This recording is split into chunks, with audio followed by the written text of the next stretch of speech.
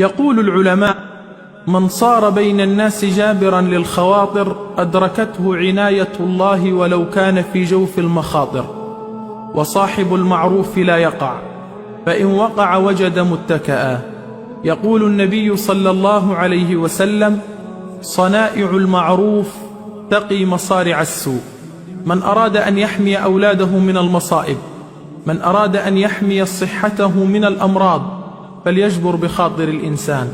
قديما قالوا: إذا أراد الله بعبد خيرا صير حوائج الناس إليه. فيا أخي، أجبر بخاطر الناس، أطعم جائعا، أكس عاريا، ساعد محتاجا، ارحم ضعيفا، سامح مسيئا، عد مريضا، أغث ملهوفا، شيع جنازة، أكرم ضيفا، أكفل يتيما، خذ بيد أعمى، استر مسلما، اسعى على مصلحة أرملة، دل التائه على الطريق الصحيح، أصلح بين متخاصمين، اقض دين إنسان مديون، عيش خداما للمسلمين.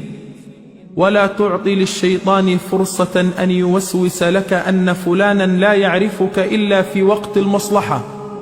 وتذكر حديث النبي صلى الله عليه وسلم: أحب الناس إلى الله أنفعهم للناس.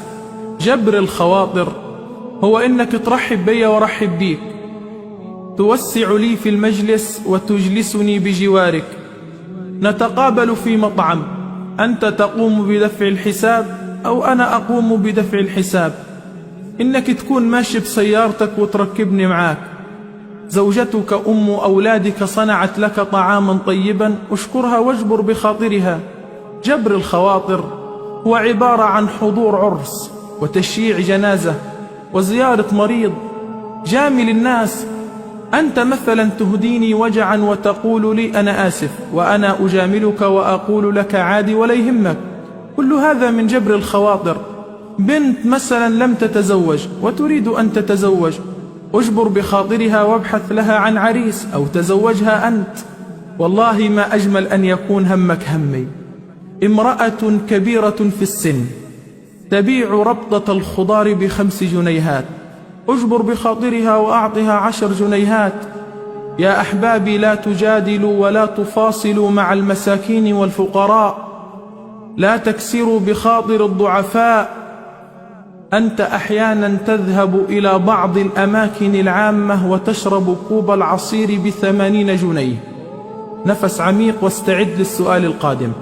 بالله عليك، هل تستطيع أن تفاصل أو أن تجادل عند دفع فاتورة الحساب؟ طبعا لا، تخاف على وضعك أمام الناس، بل أنت تعطي العامل 100 جنيه وتقول له: الباقي من أجلك.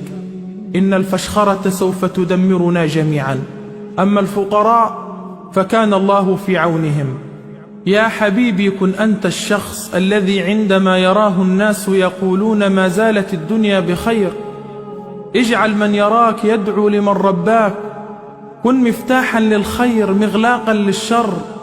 من أراد أن يكون محمدي الخلق، من أراد أن يكون رفيع الشمائل، من أراد أن يكون منتسبا بصدق إلى هدي النبوة، فليكرم الإنسان وليجبر بخاطره.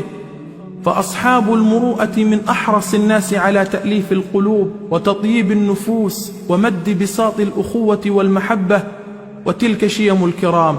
واعلم يا عبد الله أنك إن جبرت بخاطر الناس فإن الله سبحانه وتعالى سوف يجبر بخاطرك. فالجزاء من جنس العمل. إن تجبر تجبر، إن تستر تستر، إن تعين تعان، وكما تدين تدان.